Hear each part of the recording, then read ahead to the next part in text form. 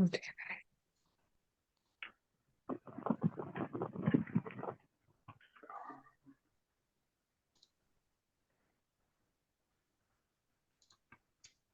There's Kate.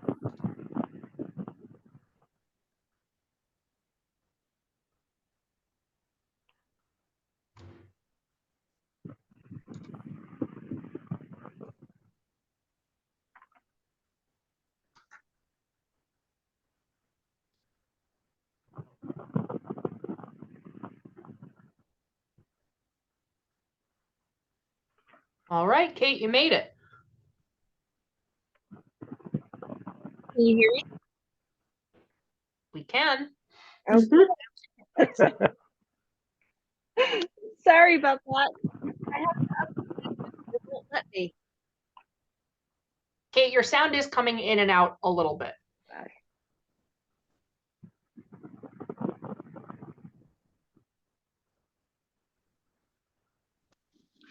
Is it working now? Is that better? It appears to be, yes. Okay. It may have been my earrings clacking against my ear. Yeah. Hello, everyone. Sorry about the date. Are we waiting for anyone else to join us tonight? Is Dana joining us?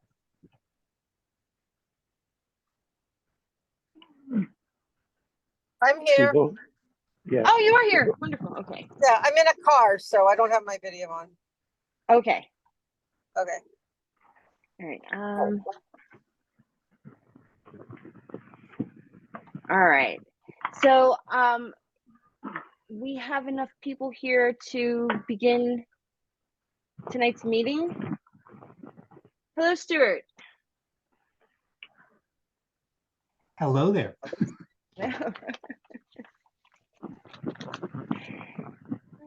All right. If everyone is here that we need, I don't see anyone's video anymore. I don't know if people can still see me. We can see you. See you and hear you, Kate. I don't see anyone else, but that's okay. As long as I can hear you, that's what matters. So this is the meeting of the Environmental Advisory Council for September 5th, 2023. So we'll bring this meeting to order. Kate Schlott, chairperson.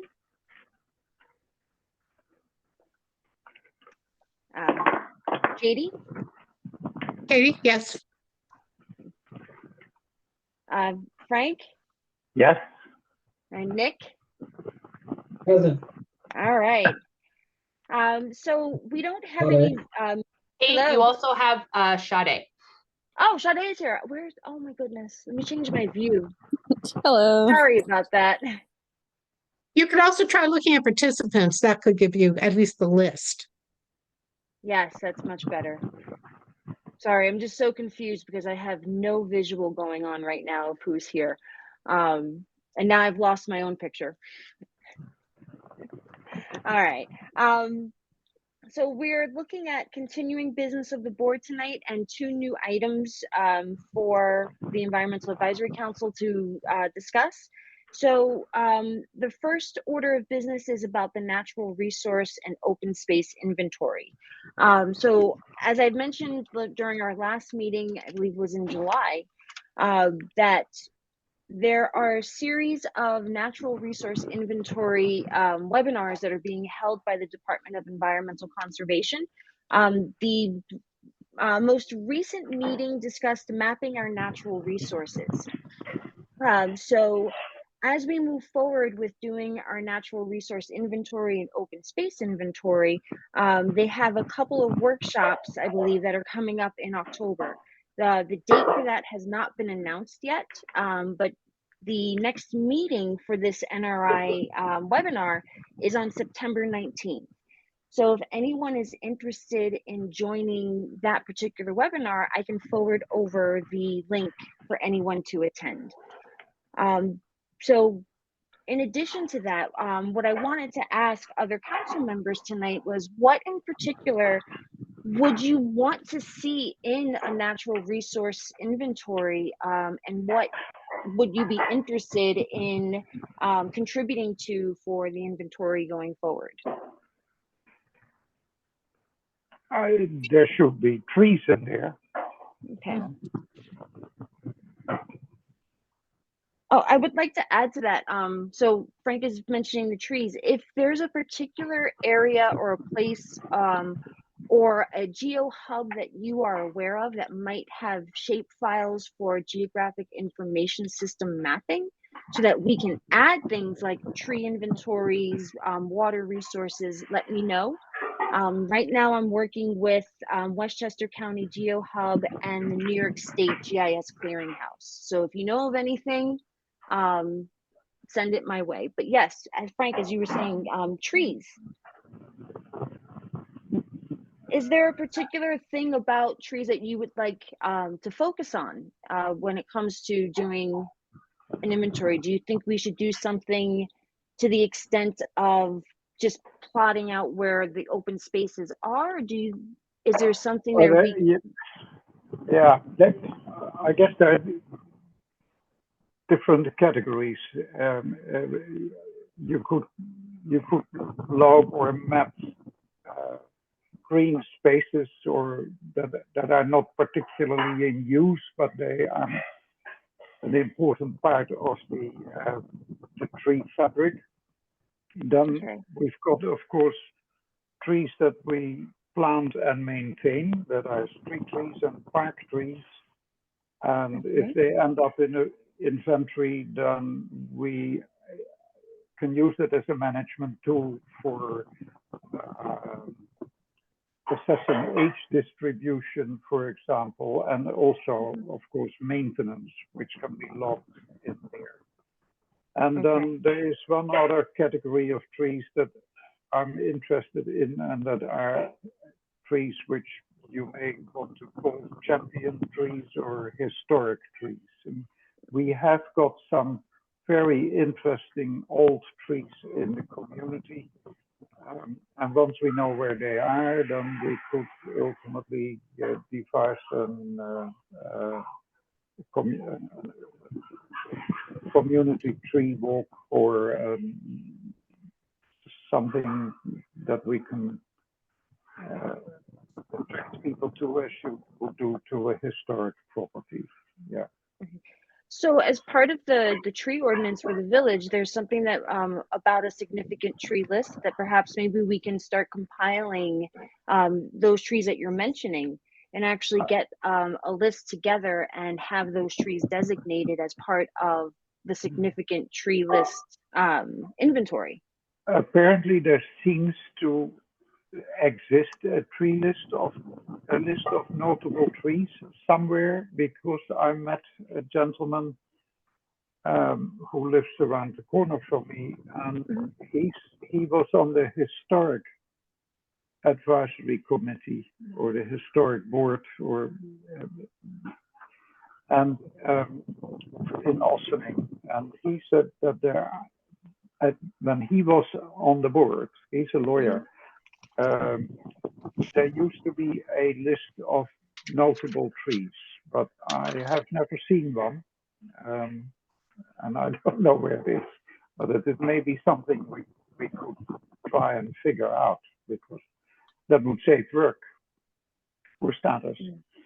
And then the other thing, in terms of tree registration, there is a mapping tool that has been set up by the Forestry Service, and that's an open source mapping tool, and people can actually log in trees.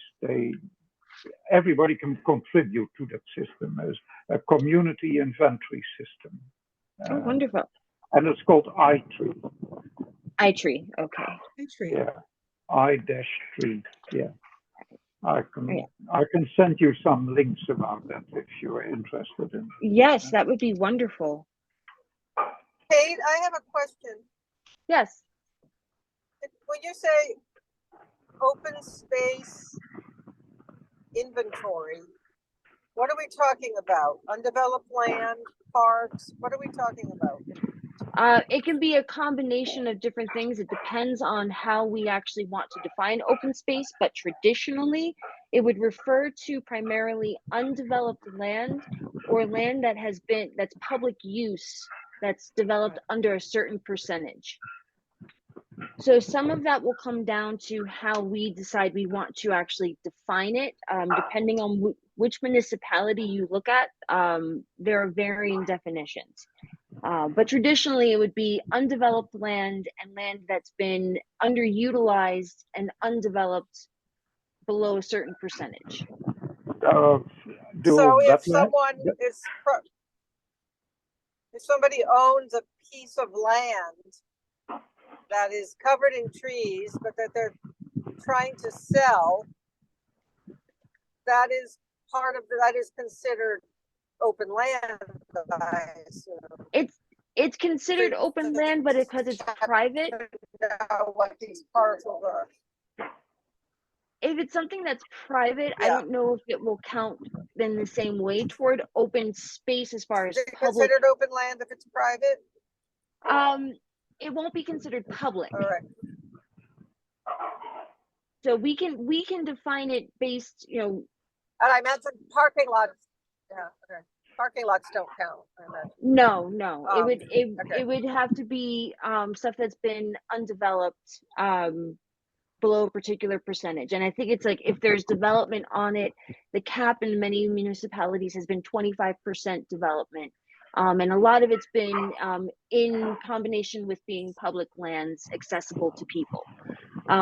If we get into more private things, and like there are some conservation easements that sometimes come up, but I don't think we have any parcels that would qualify. Well, I don't know, because we have our parks, we have the sisters, Mariondale. I know that's now land conservancy, right? So, I mean, I don't think, it doesn't seem like within the village, it would be that time consuming to inventory these spaces, because there probably aren't a whole lot. There's things that are accessible from the Westchester County GeoHub that have open space where it's like government-run buildings, parks, some playgrounds, undeveloped patches. They might have some private properties in there because of the size of like open wilderness, or in some cases like the abundance of trees. But those are things that we can also divvy out based on ownership and get more detailed if we wanted to. So an area like Froberg-Bucky Reserve would fall under that infantry, I guess. Yes. And incidentally, somebody did a tree infantry in there because a lot of trees have tags. And I don't know who did that and why that was done, but they're numbered. There's loads of them have been numbered. Yeah.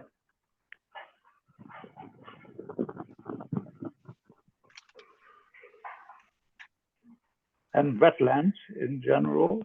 Mm-hmm. Yep. So trees and wetlands.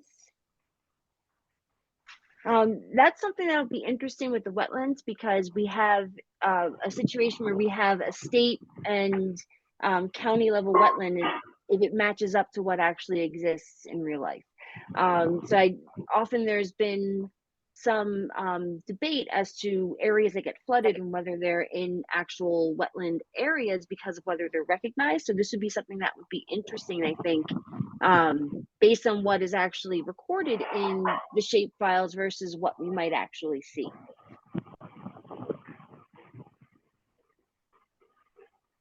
Do you have examples of other categories besides the open spaces, the trees and the wetlands? I don't have them directly available on hand, but what I am going to send out to everybody tonight are the examples that are from the DEC. Okay. They have a list of municipalities, and between now and October, I'll pull some examples so that we can look at more examples during the next meeting. But they have different municipalities that they have worked with to create natural resource and open space inventories that we can look at as examples for different items and selections that we might want to highlight and provide more details for. That's great. I hope they have some that are of the scale and level of development for the village of Ossining, because we're in our own small way, a much more urban setting than most of the other municipalities outside of the city. From the ones that I have seen, they are dealing with a lot more square mileage area than we are. So some of these areas are very densely developed, but they also have a lot of like open space wilderness that borders their areas that are part of their defined villages and towns. So this, yeah, I think would be very interesting to see comparisons of what the village does and, you know, and what we see in other places. Does this go hand in hand with a similar initiative in the town of Ossining? Yes, I met with Mitzi Elks the other day. She's the chairperson for the Environmental Advisory Committee. And we were discussing different things that the town is working on. And this is something that we're trying to see if we can get some sort of a grant from the DEC when they open up the next grant cycle for the village and the town to collaborate specifically on creating this type of inventory. And she did express interest in doing something like that. Yeah, it would make sense. Yeah.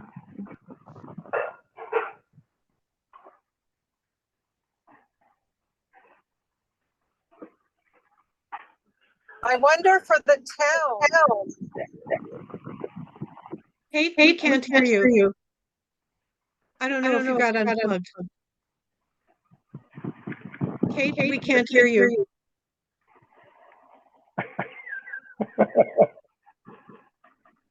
No.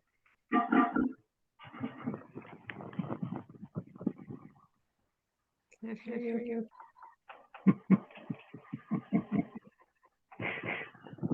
We have a chat.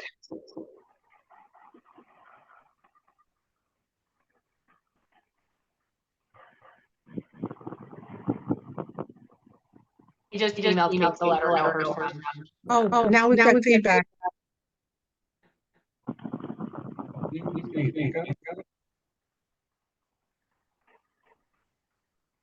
No, you're.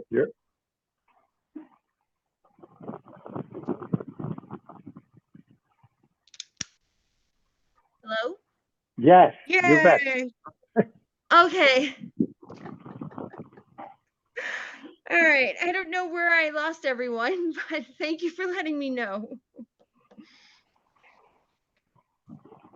So the last we were talking about was the discussion you had with your counterpart of the town of Ossining. And after that, we lost you completely. Okay. I'm just saying that Mitzi Elks from the town expressed interest in partnering up for this project, so that if the grant, which had been available last year, assuming that it opens up again, requires 2 municipalities to partner up for technical assistance to conduct the natural resource inventory. So I've discussed it with her, and when the rounds open up, we're going to see if we can collaborate on this particular grant and see what we can get from the DEC to actually complete so in order to get the technical assistance that we would need to actually create the maps and get the report completed.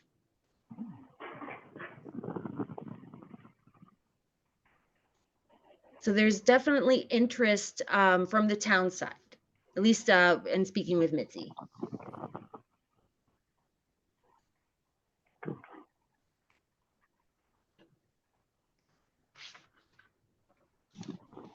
Hello? Yes. Okay.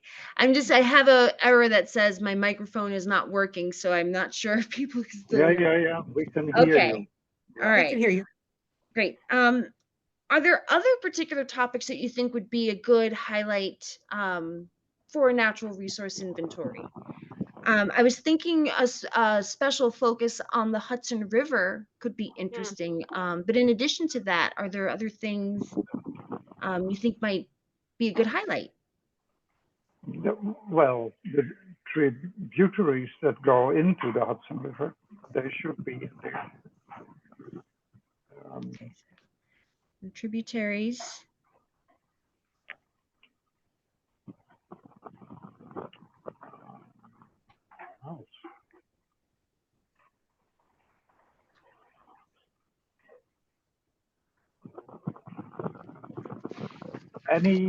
Any sort of areas that could serve as green corridors for wildlife. Mhm. Okay. And its potential obstacles. So it may make sense to look, for example, at the road pattern in the area, Okay. because that are clear obstacles to wildlife movement.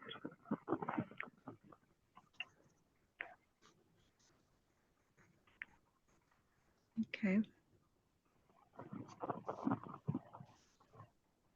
So, so as you're saying, road patterns, buildings. Buildings, yeah. That would ultimately give you an idea how big a percentage of green we have compared to what is built up environment, artificial construct, if you like. Artificial constructs. I'm thinking also utility poles. Yeah. Transmission lines, that sort of things. Shade is something that comes to mind, shade, but that may Shade. be covered. Yeah. In large part, it'll be determined by the tree cover, but it may be worth at least poking at to see if there's a distinction in any way. That's why I wanted to get the trees in there, because street trees provide shade, and you want to ultimately get a picture of what is your overall green canopy providing shade, and how is it in school areas. So the market is a good example. You want shade on the market. If you want to attract people, then you need to have trees to accommodate that. Yeah.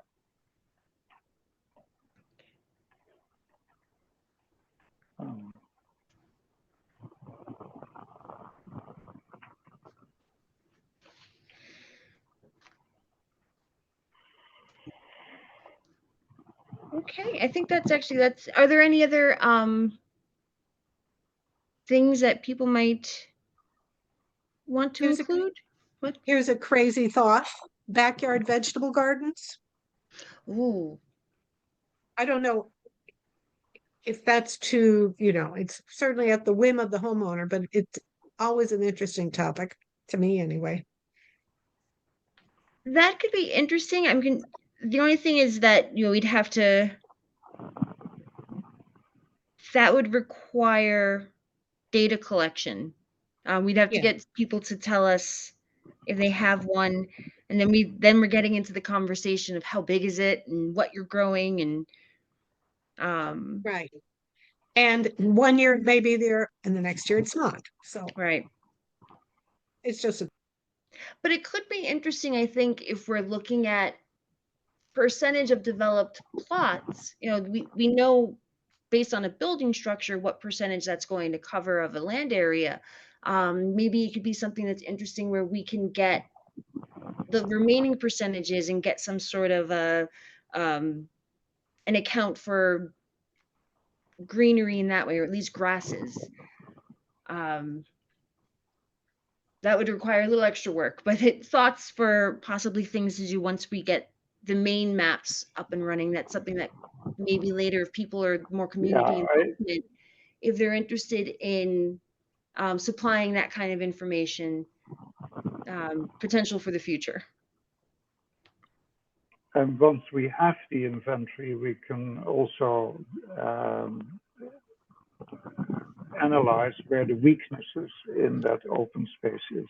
And then you get to that sort of things as well. too many invasive things, or there is not enough shade, or we don't have enough edible trees, or whatever comes out of that. Yeah. And this is something that even, after we're done with this initial round of creating an inventory, this is something that's always going to continue to evolve. So there are things that we can always add and update, change, focus on more once we have an initial report up and going in some capacity. Is there a timeline for this? So right now the webinar trainings are lasting, I believe, through November. So once that last training webinar is done, I don't know exactly when they are going to open particular grant opportunities. I will continue to look. But the last that I saw from what they had released was it was a year timeline. So for the previous round of the grant, they had done for November of 2022, and then the workflow would be from January 2023 through December of 2023. So I'm going to assume that it would be a year long. 2024, yeah. Yeah. Okay, yeah.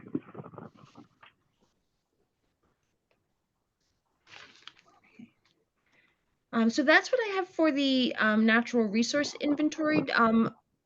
If there are no other questions about that, I would like to move on to continuing business of the board for section B, which is invasive species mitigation plan. So I compiled a number of websites for invasive species information, and I was wondering, can we create some sort of a PDF to get these sites out to village residents, whether it be through the village website or something that we can send out through the email blasts? Because we have a number of invasive species that are popping up their little heads around the village now, and people have expressed a lot of concern. In particular, the spotted lanternfly. I found one in my backyard over the weekend, and I've been told that there have been infestations along the waterfront by the beach. I killed two in my backyard this last month, and my neighbor says they see them at the train station. Oh yeah. Yep. Okay. We had one at the, I live in 88 Broadway. We had one the other day when I got out the door. It was right in front of me. It's no longer there. And it did not survive me being there. And the week before, we did a 12-mile loop here through the village over the Briarcliff Trail and back via the falls to Ossining. And on the Aqueduct Trail, I saw 4 of them flying about halfway up. So they are moving towards Croton. Yeah. Yeah. Okay. So there's that. And the other thing is, if we make a list of invasive insects, if you like, we should really also put the emerald ash borer on there, because I see loads of ash trees in private gardens that are dead. Once an ash is affected, it needs to come down. And ash trees deteriorate very rapidly. Once it's dead, within a year, they become brittle. You can't climb them anymore to do safe takedowns. So I think we should make a highlight of that, that if you have trees that are dying back and there is still greenery in there, do not wait with the takedown. That has to come down. If that tree is over 12-inch, it would need a removal permit from the village. It also means that the village will have to be on the ready that if that sort of requests are coming in, that you've got a rapid issue system of a permit to do that. This is great to know. Yeah. I think that's something then if that we should highlight then what you're saying as part of this. So what I'm envisioning is a informational PDF that we can distribute again, like what we're doing with what I would like to do with the landscape mitigation plan, which we'll discuss in a Yeah. few minutes. Getting some sort of information that we can distribute, again, either through the website or through the email blasts, to tell people how to deal with these problems and what they can expect Yeah. if it gets worse. And the DEC has got very well documented brochures available for in Larchmont. They put one on their website. So, and I think we had one the other day in a newsletter of the mayor. There was something about the lanternfly, but they should be. We should have a dedicated page on the website where that sort of things are highlighted. People can readily go to the minute they go on the landing page of the village website. If you have issues with insects infestations, here's the link to click through to find all the details. Okay. And the lanternfly thing too, it's you have to try and look for nests if you see them on your property, which is the key thing, because the nest can survive the winter, right? So, Yeah. because the bugs will die in the winter, but not their nests. The eggs survive. Yeah. Right. That's what I meant. Nest eggs. Yeah. Yeah. But the fly itself drops it, and you've got heavy frosts. Yeah. Yeah. Yeah, and it's important, like, because for example, like these bugs like to lay their eggs on metal. So we're looking at transportation, and that's something like maybe most people might not know. You know, I have to look out on my car or my truck and say, hey, are there egg patches here? Yeah. Okay, yeah. So I'm going to resend this to everyone. I'll follow up with everyone with these lists as well, just so that we can see what we're working on. But one of the things I did want to highlight definitely was the emerald ash borer, beech leaf disease, because I've heard a number of issues with that coming up. Spongy moth, spotted lanternfly, and then the hemlock woolly algid. Adulterated, yeah. As far as plants, I was thinking we could focus on garlic mustard, Japanese knotweed, because that's been a particular growing problem, tree of heaven, and the Norway maple. I saw that the DEC has a lot of informational PDFs that they're sharing about that. We also have aquatic species that I'm looking at are Chinese mitten crabs, round goby, and hydrilla.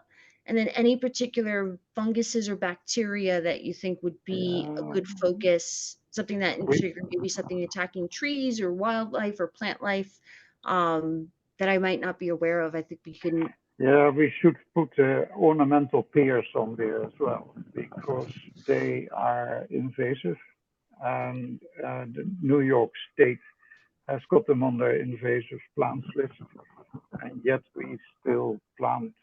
Local authorities, they plant ornamental pears, and that should be on the no list. We should not, if we have an advisory list for what trees to plant, for example, ornamental pears shouldn't be on there. No. Okay. And do you want to add mugwort to the plants? Sure. It's everywhere. Yes, I will do that. Then we've got all sorts of climbers that we don't want. Yes. Ronnie's got a whole giant list of species. Yes.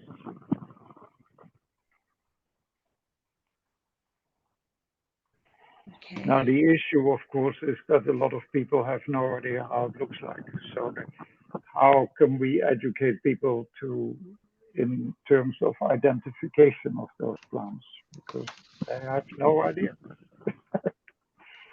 Can we involve visuals? All right. So I'm gonna There write are that a lot of question down. There are a lot of good resources on the web. The question is finding the ones that we could link to that may Yeah. not be what do you call it, copyright, but I'm sure there are some places to go to, and then link to that. Yeah, we'll look into that. What's great, like on iPhones, iPhones have built-in plant identification when you take the pictures. So that's one way people can identify some of their plants. I personally end up using this one is a paid subscription, but it gives you a whole bunch of other things as well. I use Picture This, and that gives you plants, bugs, bacteria, allergen plants that are toxic to pets. So there are different apps out there as well.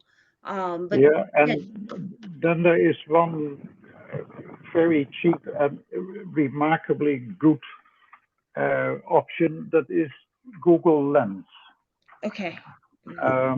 If you have a photo, if you take a photo of a tree or a plant and you don't know what it is, Uh-huh.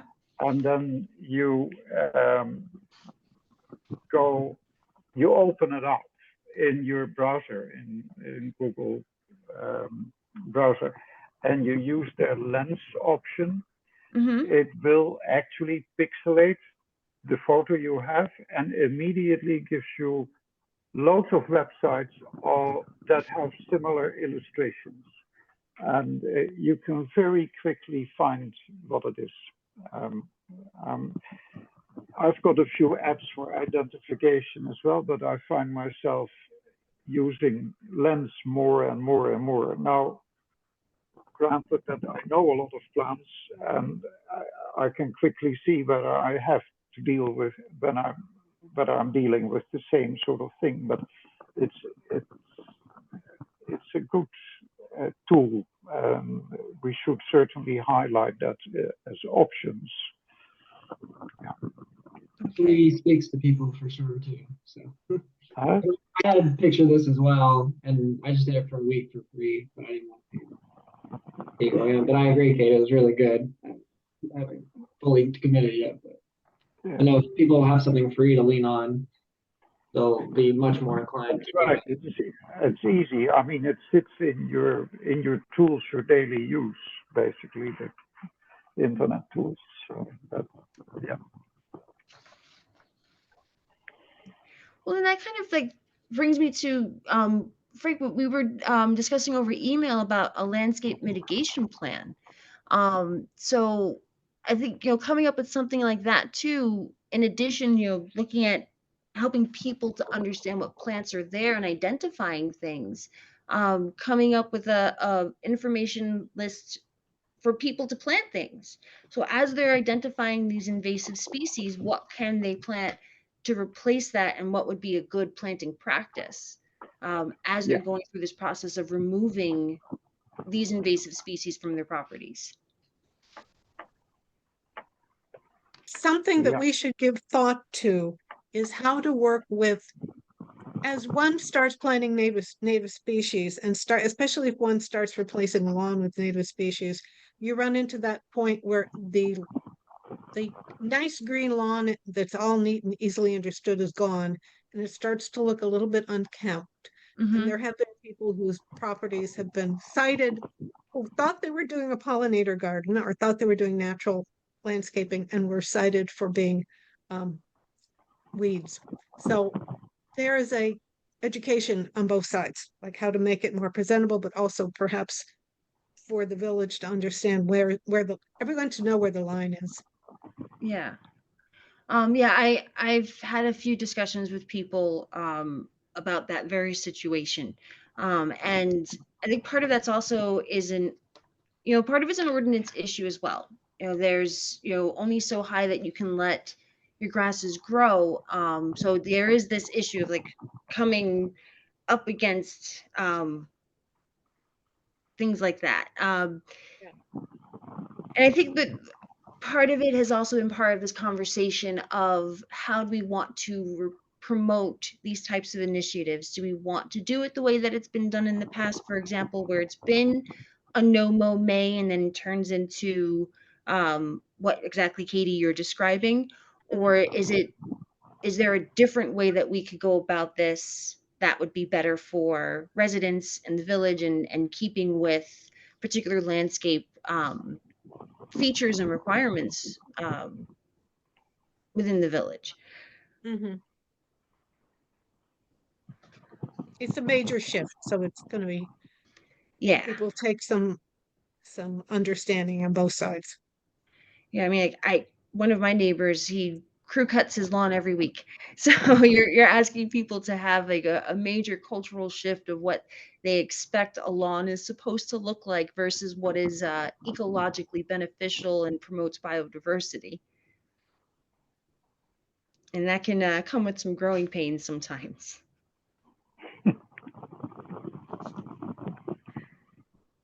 Okay. So the next item on the agenda is the tree ordinance. Is Maddie here? Yeah. Is Maddie still here? She is, yes, hello. Okay, hey. So the tree ordinance. It's been a while since we've discussed it, and I actually don't know if half the board was even, or half the council was part of the discussion when it was last had. So you had mentioned that we wanted to move forward with the tree ordinance updates. So what you're going to have to refresh my memory of everything. But what was the village thinking as far as the tree ordinance, what they wanted from the EAC? So thank you, Kate. I can't speak to the village, as a whole, what the village is looking for. But if you wouldn't mind, I think I can probably share my screen, right? Yeah. So we do have a section of the village code that is all about trees and sort of, what kinds of trees what kinds of actions require a permit for removal and basically the care and keeping of our trees. And my understanding was that the EAC had some ideas, perhaps, as long as 2 years ago or maybe even before COVID, of some tune-ups that they wanted to see. At the same time, we are going through the code and also looking at some things that the Board of Trustees may be interested in considering as a possibility, one of which is a tree bank, which is a suggestion that I think the building department might be making to the Board of Trustees. And basically, for those who are unfamiliar, in the event that either a single or two-family home or a development before the planning board needs to plant or replant trees as part of their site plan approval, or in the case of single family homes, if they have a tree removal permit that they want to put forth. Sometimes a replanting plan is required in those cases. And some people might say, well, my property really doesn't allow for that, or I already have very many trees on my property. I really, don't want to plant anymore. We want to be able to give folks the option of perhaps donating into a tree bank fund in those instances. And it would sort of be up to the Board of Trustees, perhaps with recommendations from the EAC about how that would be administered and under what circumstances it would be allowed and so on and so forth. But this can definitely be an ongoing discussion. Certainly not ready to bring anything to the Board of Trustees anytime soon, but sort of to reopen the conversation because, like I said, I understood that perhaps there were some ideas about some parts of this legislation that could use some updating. I know that Frank mentioned the significant tree list. As far as I can tell, I've not come across such document, but it says the EAC shall begin compiling the village's significant tree list. So I'm not sure if there is a draft of that out there someplace. It's not clear to me if it was ever finalized. So as far as I know about the tree list, the last I had heard anything about it was from 2017. That was before I was on the council, but that was the last rumor of a year of any kind of tree list happening that I had heard of. I do know that the town had done something with Save a Tree a few years back, where they inventoried a few trees, but it was mainly along major road corridors.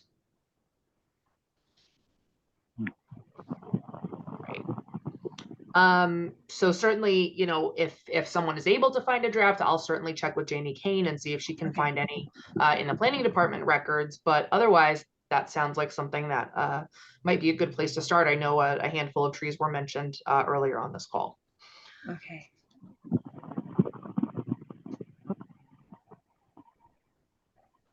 And I'll append that by saying, you know, after the tree planting project we did with the urban forestry grant back in 2020 and 2021, we have a very close working relationship with one of the regional foresters who's assigned to our region, George Profis. So we're sort of already in conversations with him about things he sees in our current legislation that perhaps could use some updating from, you know, the state's perspective. And certainly, you know, as we go forward with our tree removal application for property owners and again for developers, it's helpful to have a list of trees that everyone can sort of mutually agree on as being best. So we've sort of found that, you know, besides native species trees, there are some that survive better in shady areas or wet areas, and then of course you want them broken into small, medium, and large.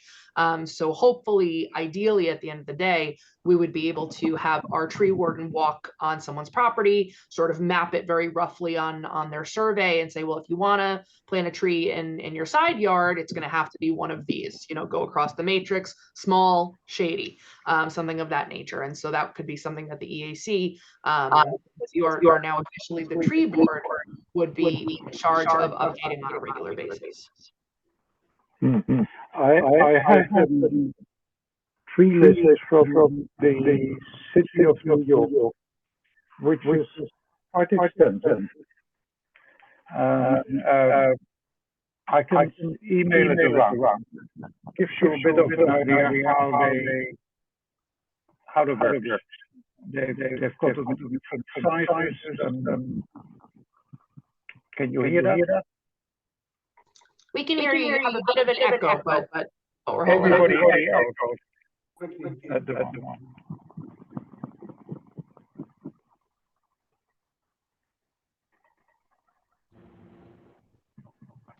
It seems like Kate maybe has lost sound now.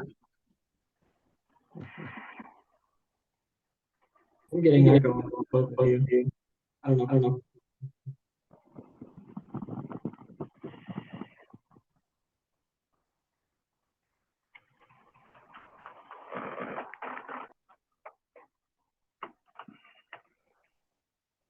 Hello? Yeah. Can you hear me now? Yep, we can hear Kate and we can hear Frank. Good. Okay. I was just saying that the city of New York has a tree planting list or a preferred trees list. It's quite extensive. It's quite detailed. And I can email it around to the group so you can have a look at it, how that looks like. Something like that we could possibly adopt into the tree ordinances. And as far as the tree bank concerns, other municipalities, if people has a building application and say, well, so many trees need to be removed because of the building activities, then the applicant will have to provide a detailed existing tree plan. They have to measure in the trees the diameter of the trees, and then let's say that they've got, for argument's sake, 25 trees, but they can plant only 3 trees after the building. Then you have so many inches of trees that cannot be planted, and that will be going in the general tree bank or the general tree fund. And there are formulas where a tree owner or a building owner will be charged so many inches diameter tree at so many dollars per inch diameter, and that goes into the tree fund. And then we can, the local authority can plant those trees where they see fit, or maintain trees where they see fit. That's another issue. Yeah. I think if I well, recall the town of Greenberg has got quite a bit of information on that, and I know the city of New Rochelle, they have a green fund where people need to pay into the general green fund. So I can do some digging in that department for you if you like.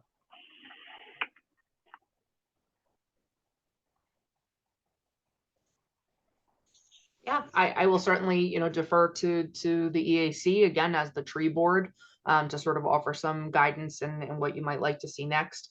And again, this is no rush. We want to do this deliberately and make sure that we do, a good job. And it's certainly something that, can and should be regularly checked and updated. I know when we did that very same project back in 2020, the list of trees that were on the nice list back in 2020, many are now on the naughty list. So, things can change even in the span of a couple of years because of, again, emerald ash borer, things like that, beech tree Beech disease weed. or Yeah, yeah. So, Yep. very much looking forward to working with this group on coming up with that and any other changes you think would be helpful. Yeah. I have a few of the municipalities that are nearby that we had reviewed a couple of years ago. I think it was back in 2021 when we first were having this conversation. I can forward over those ordinances so that we can get an idea of what other places are also doing, and also link back to what the village ordinance is, and we can just start brainstorming and getting some ideas down and adding to things that we think would be a great update to the ordinance. I'm excited about that.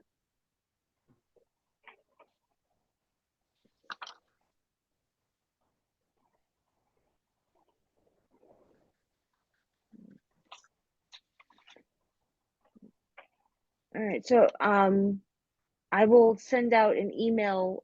So right now I'm adding to the email. I will send out information about the natural resource inventories, our discussion on invasive species mitigation plan, the tree ordinance, all of the stuff to go with that, a landscape mitigation plan. Just to circle back to that, Frank, the two websites that you had sent me, I think could be a great addition to an information section on the village website that we can focus on giving residents a list of plants to refer to, so that they're not working kind of just from a blank slate, but they can have some sort of guidance of what a good landscaping plan should be. Are there, from anyone else as well, in addition to Frank, are there particular websites or planting or gardening programs that you might know of that would have information that we could share with village residents as part of this plan?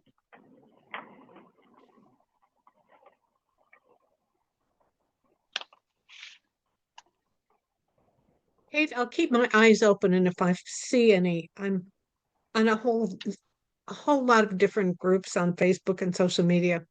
So if I see any, I'll forward them to you. Thank you. Yes.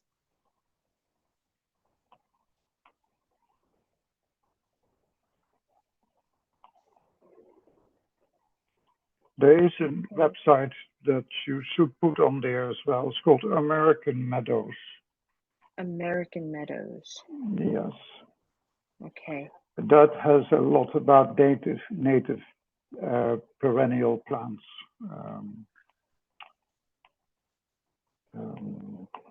Okay. They are in Vermont, which is good. I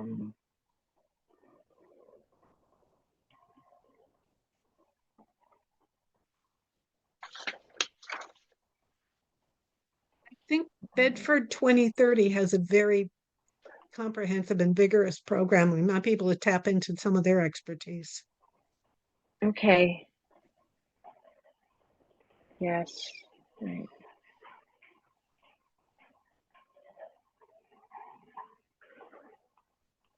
You can also look into see what T-Town might have some information as well.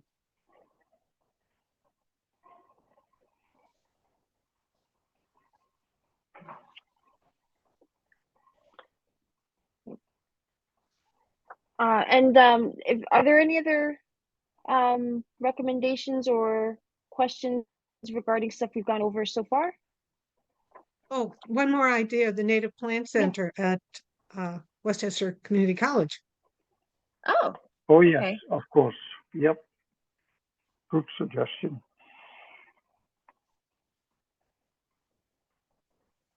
Wonderful. I'll add that. They also, of course, have an annual sale of native plants, which is sometimes people don't know where to get native plants. It's another issue. Yes. I do notice a lot of places that sell non-native plants. And even recently I was looking on some websites and I was quite surprised that one of the websites was actually selling garlic mustard as a plant. Mm-mm.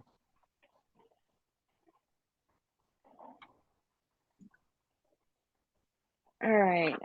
So I just want to move on to the last item, which is part of new business of the board, and that is Town and Village EACs working with an intern, either from the junior high or high school, or a possibility of one of the colleges nearby, maybe Pace or Westchester Community College, to help us out with some of these projects moving forward. So when I met with Mitzi, part of that conversation was a discussion about interns because the town will be working with an intern, I believe, starting this month. While we're not ready for an intern yet, I thought maybe that this could be something that we pursue maybe for the spring semester, or maybe next fall as these projects are moving forward. This could be a great way for students from the local schools to get some hands-on experience and see a lot of these concepts and topics that they're learning about in their environmental classes and geography classes actually being put into action.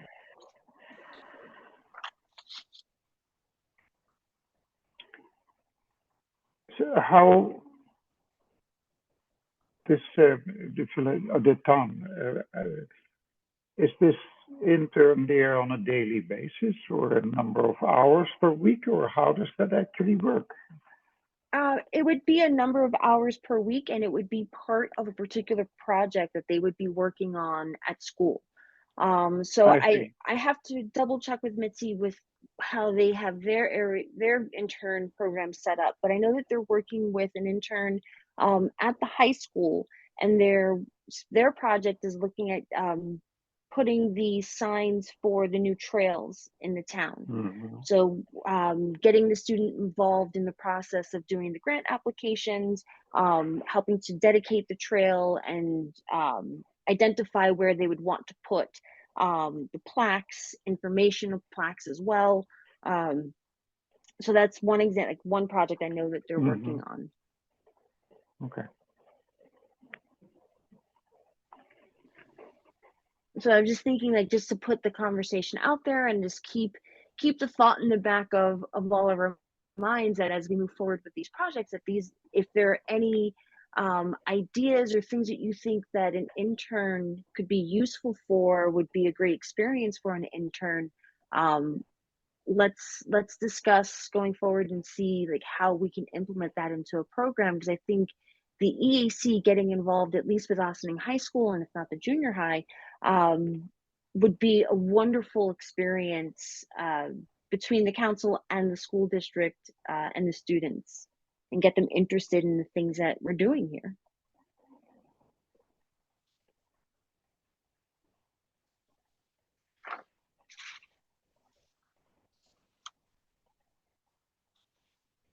So any thoughts or comments or concerns with things that we've discussed tonight?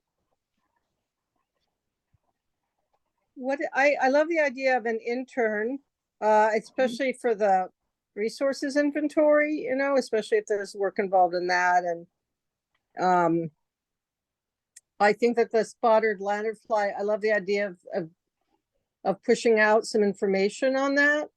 So how many, besides the spotted ladderfly, what do we know of right now that we can alert people to? In terms of invasives? Spotted lanternfly, emerald ash borer, beech leaf disease, Japanese knotweed, the mugwort, garlic mustard, tree of heaven specifically because spotted lanternflies love the tree of heaven. Tree of heaven, I don't know what that is. I'll have to look it up. The It's tree the of heaven tree that actually, grows in Brooklyn. It sounds like yeah. in terms of insects, the spotted or something that's not a plant, the spotted lanternfly is pretty much the main one. Spotted lanternfly and emerald ash borer. Yeah. What if we, focused on those two at first? And yeah, just came up with some sort of PDF that showed what they look like, what to do if you see them, and how to kill them, and any other sort of advice like kill the nest and that sort of thing. I mean, how hard would that be? I don't think that would be difficult at all. No, DEC And the has mayor those could pamphlets. send it out with her message. Yeah, the DEC has a very good information leaflet. We can just look it up on their website. Yeah. Yeah. So then we should link to in whatever we send out, we should link to the DEC so that people have direct access to that. Yeah. And I think in addition to that, we can also recommend a few bug traps. I've seen a number of different traps around New York City that places have been using to try to catch spotted lanternfly, specifically at the Bronx Zoo. So we can also, in addition to the DEC stuff, link to some of that, plus also perhaps any if there are any type of natural sprays or something that we can use, whatever we can add to that list of information, I think would be great. But yeah, definitely focusing, I think, as you're saying, Dina, and starting with 2, and then Yeah, we why can not just grow start from with the there. bugs? Start with the Yeah. bugs and move on from there. Or you could start with the spotted lanternfly and then do the other one, and but Dana, I just sent you an email from the DEC about the Okay. spotted lanternfly. Okay. Have a look in your inbox. Okay. All right. There are concerns though about using things like glue traps for the spotted lanternfly because they catch anything that's flying. Yeah. Yes, Right. they do. Yeah. If you want to be species specific, you need pheromone traps. And I don't know whether they have developed them already for the lanternfly, but I can look into that. And maybe you could crowdsource a bunch of information and put something together for people, Yeah. The DEC site makes a good point too on one of these little sheets they have about the lookalikes that you don't necessarily want to kill too, because we don't want people out there just killing random bugs as well.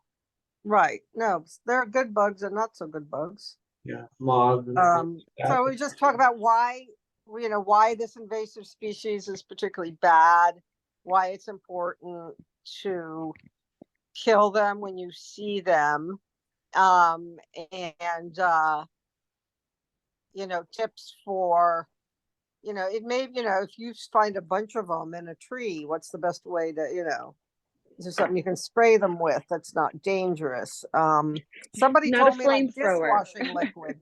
Somebody told me dishwashing liquid and water works great, but I don't know. Get the county to shell out these vacuums that they're walking around with. Yeah. Oh, it's like they're vacuums. Yeah. See, they're particularly concerned that it's going to affect apple and grape growing activities. Also beer hops.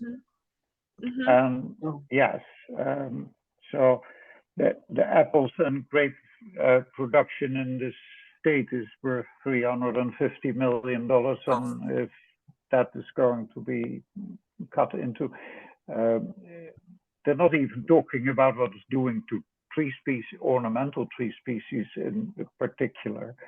other than that they say, well, we want to minimize the host trees as much as possible, and one of them is the ailanthus, which is a noxious tree anyway. So that's two for one, I suppose. But anyway, in the thing of the DEC, there's quite a bit of background information. A, how the thing looks like. B, how it nests. C, what you can do. And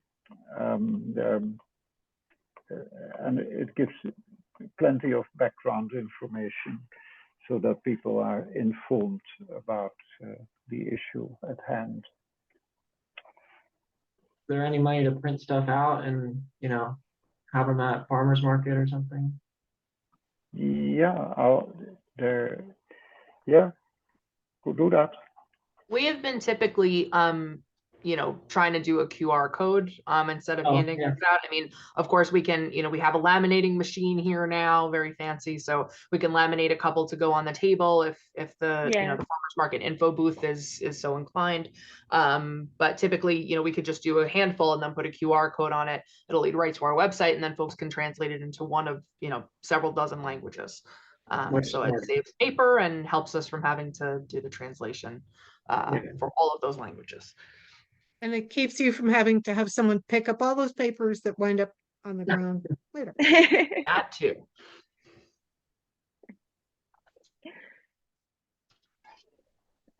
All right. I think we have our work cut out for us.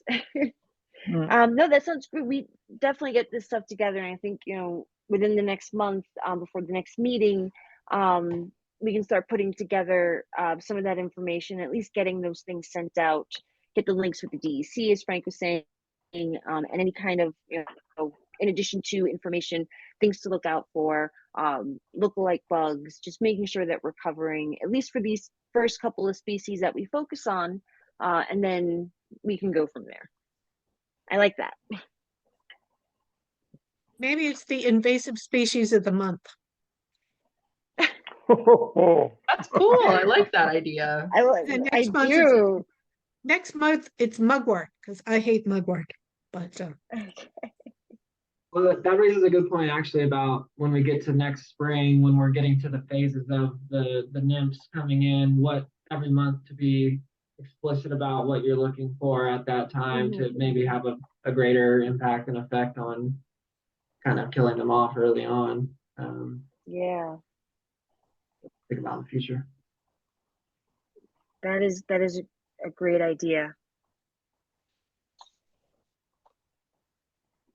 Things to plan for. This is great. I just got your email, Frank. Good. All right.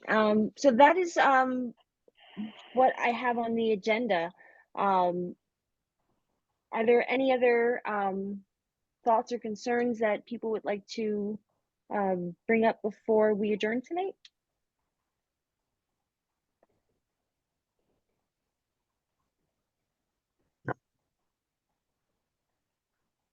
thank you. Thank you everyone for attending. So this concludes our Environmental Advisory Council meeting for September 5th, 2023. And I will see everyone in October. And I'll make sure to send out all of the links. I'll send out all of the links for what we discussed tonight, and we'll get everything rolling from here. Thank you. Okay, thank you. Thank Bye. you. Good night, Good night, all. everybody. Take good care. Good night. Thank you. Bye-bye. Bye-bye.